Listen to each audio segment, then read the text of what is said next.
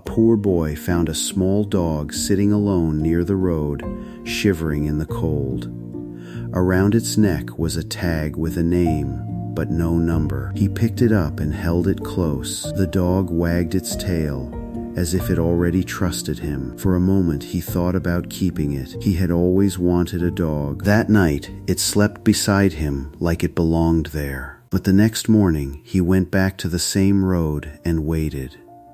Hours passed. Then suddenly a little girl came running, calling its name. When she saw the dog, she broke into tears and hugged it tightly. Her mother looked at the boy and said softly, "You gave her back her best friend."